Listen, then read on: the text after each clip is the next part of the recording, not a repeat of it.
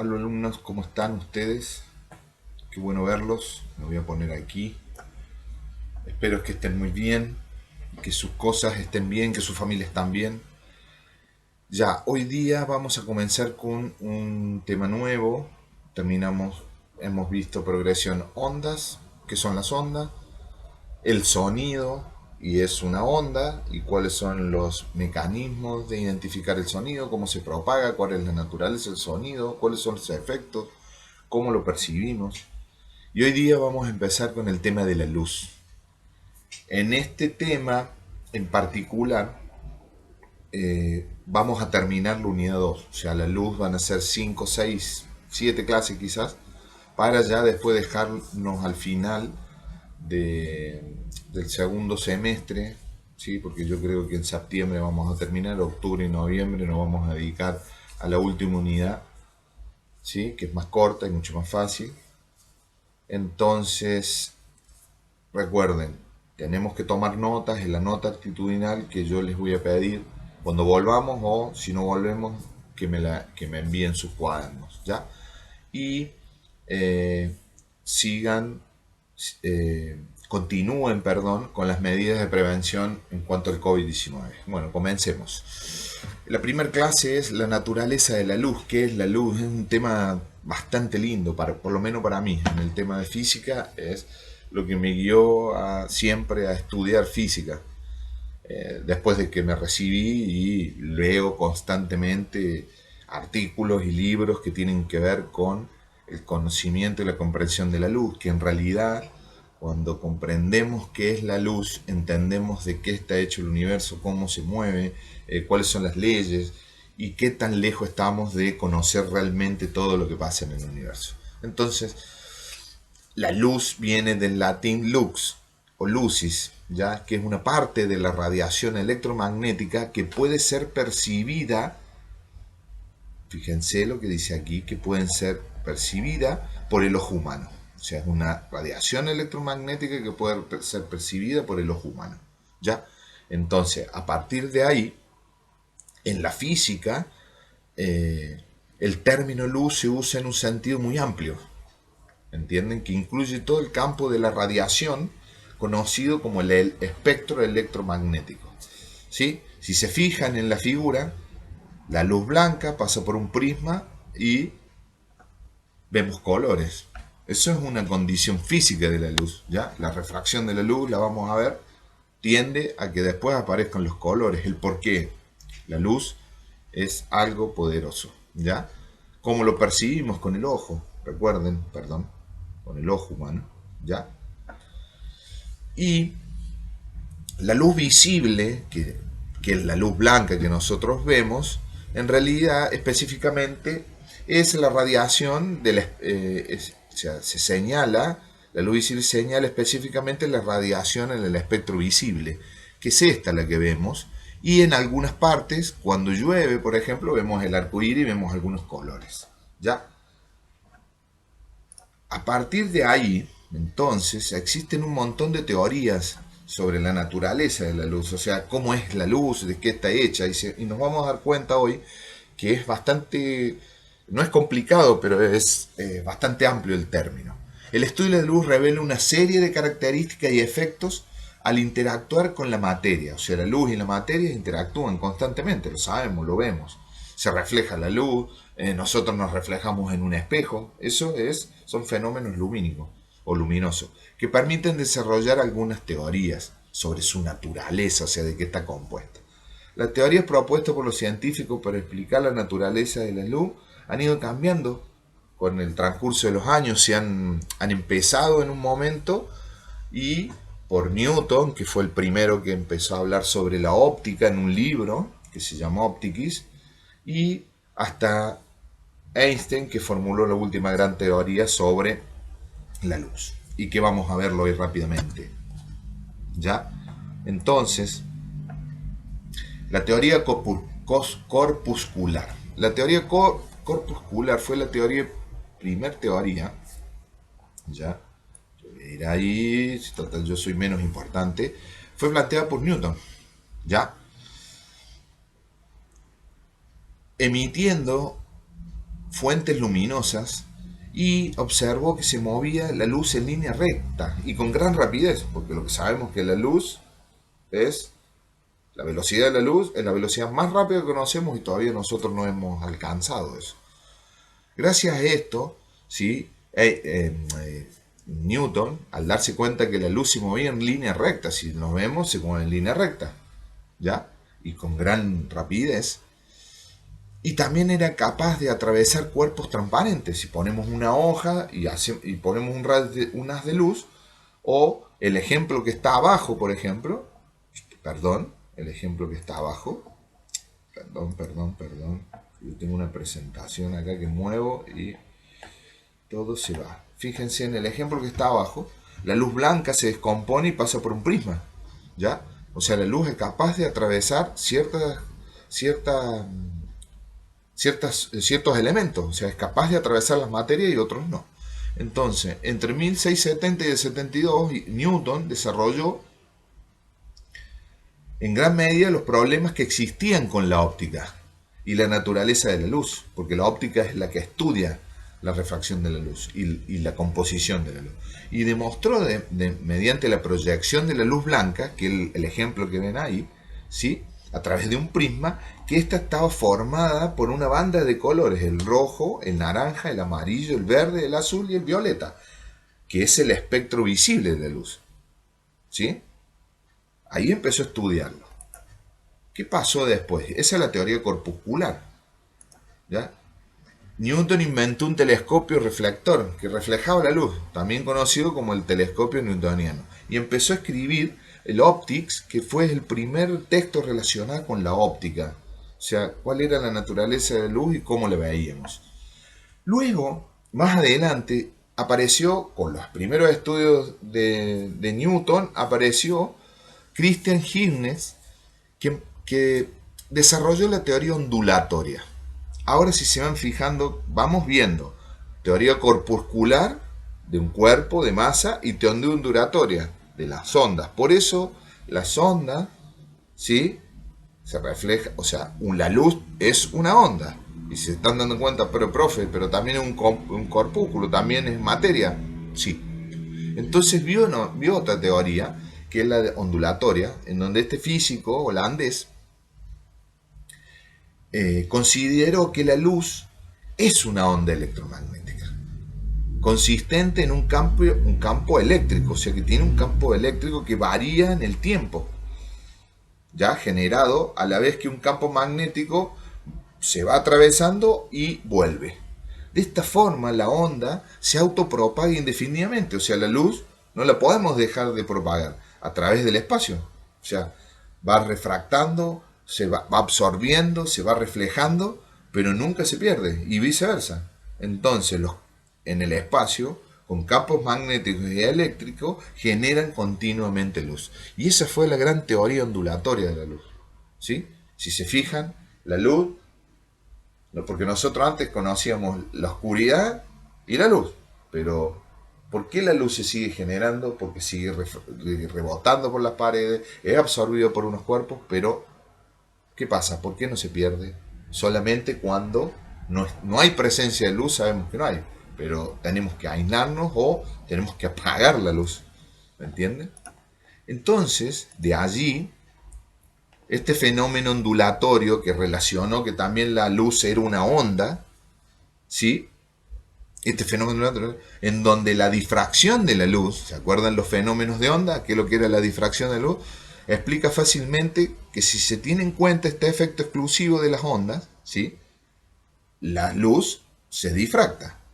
En la refracción también se puede explicar utilizando el principio, teniendo en cuenta que los nuevos frentes de onda generados en el nuevo medio no se transmiten con la misma velocidad que en el anterior. O sea, fíjense, aquí, en este medio viene una longitud de onda y en otro medio, ¿se acuerdan cómo reflejamos la luz? Que había un medio y otro, cambia. Entonces, la luz se comporta también como una onda. ¿Estamos? Que es el fenómeno ondulatorio. Luego vino la teoría electromagnética. ¿Qué es la teoría electromagnética? En donde En el siglo XIX se agregan a las teorías existentes de la época las ideas del físico James Clerk Maxwell, ¿sí?, quien explica notablemente que los fenómenos eléctricos están relacionados con los fenómenos magnéticos. O sea, la electricidad y el magnetismo están relacionados entre sí. En esta teoría deja sin explicación fenómenos relacionados como el comportamiento de la misma luz en un cuanto que se llama, en cuanto a la absorción y la emisión de la luz, ¿ya? El efecto fotoeléctrico y la emisión de la luz por cuerpos incandescentes. ¿Cuáles son los cuerpos incandescentes? Lo que nosotros hoy día conocemos como los cuerpos de masa grande, que son los planetas, ¿ya? Luego, yo le estoy mostrando una progresión de cómo íbamos estudiando la luz. Y luego vino la gran teoría de Planck, que son los cuantos, la teoría de los cuantos de energía. Max Planck presentó una teoría, me voy a ir aquí, ¿ya? En 1900, demostrando que la luz y la radiación no emiten continuamente, demostró que la luz y la radiación de la luz no emiten continuamente en una cantidad constante de toda la materia. O sea, no se emite constantemente, ¿ya?, en una cantidad constante en toda la materia. Entonces Planck sugirió que la luz y la radiación eran emitidas y absorbidas en distintas cantidades por distintas partículas subatómicas en toda la materia. O sea, que había un comportamiento también de materia de la luz.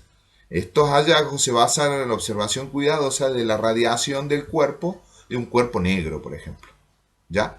Las frecuencias de radiación de la materia mostraron que dependían de los átomos de energía conocidos como fotones, que son los destellos del Sol, digamos. Los destellos de la luz que nosotros conocemos del Sol son los fotones. Entonces un fotón es materia. O sea que la teoría de los cuantos dijo, también la luz está compuesta por cuerpo, o sea, por materia. Entonces, también sabíamos que se comportaban como una onda. ¿Qué pasó después? Apareció Einstein, ¿ya? En donde aparecieron otros científicos, ¿sí?, en donde se planteó la teoría ondulatoria, mecánica ondulatoria de la luz, ¿ya? En donde este físico francés sugirió en 1924, puesto que las ondas electromagnéticas muestran algunas características como corpúsculo, como materia, las partículas también deberían presentar en algunos casos propiedades de onda. Entonces empezamos a comprender la dualidad onda-partícula. O sea, la luz se comporta en algunos medios como onda y con otros medios como partícula. Y eso fue la teoría que Einstein empezó a estudiar y nos planteó. Si se fijan abajo, en la dualidad onda-partícula, en el cual se puede ver como un mismo fenómeno, ¿sí?, puede tener dos percepciones distintas. De acuerdo con la física clásica, existe diferencia entre onda y partícula, obvio. La onda es una cosa que nosotros vimos y la partícula es otra, es la masa. Pero en la luz podemos entender en algunos casos que se comporta como onda y partícula. Fíjense en la foto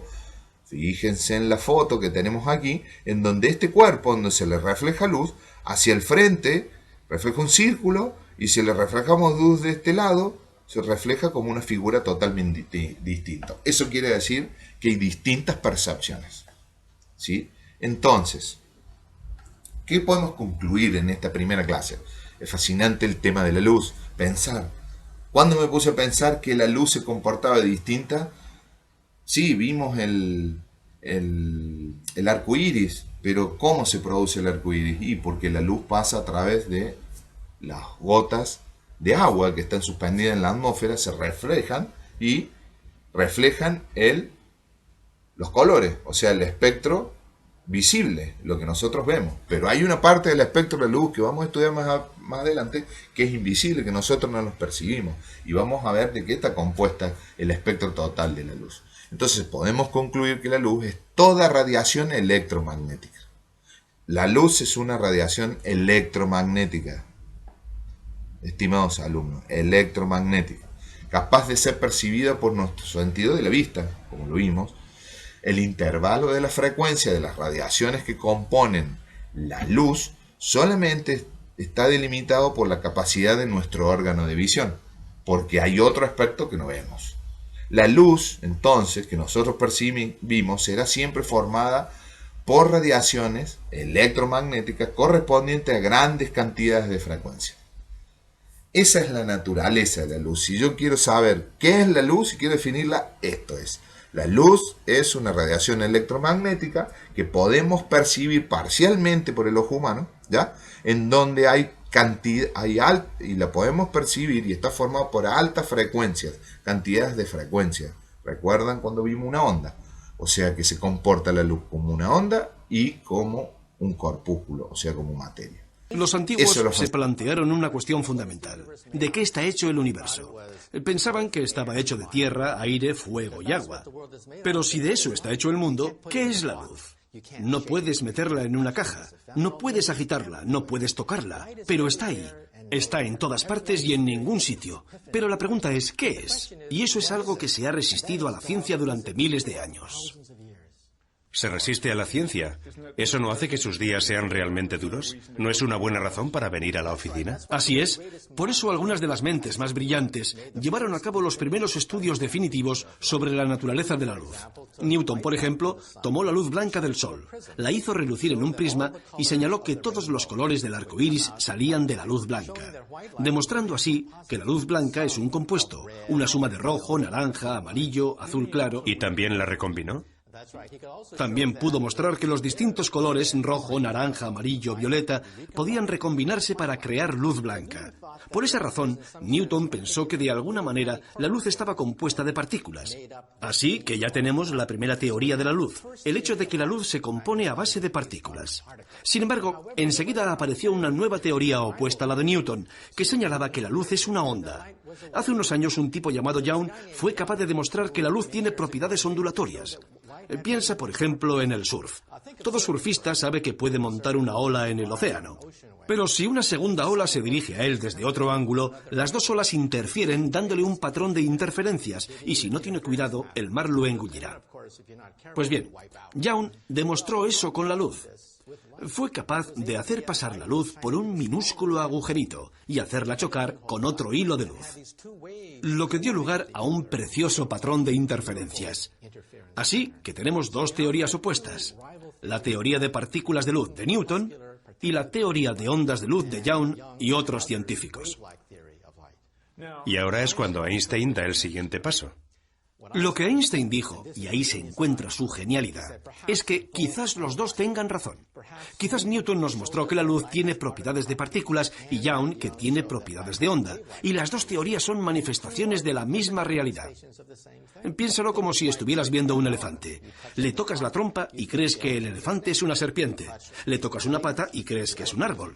Y de hecho, el elefante es una mezcla de todas esas cualidades. Por eso Einstein introdujo el concepto de dualidad, la dualidad de partículas y ondas. ¿Qué estamos mirando?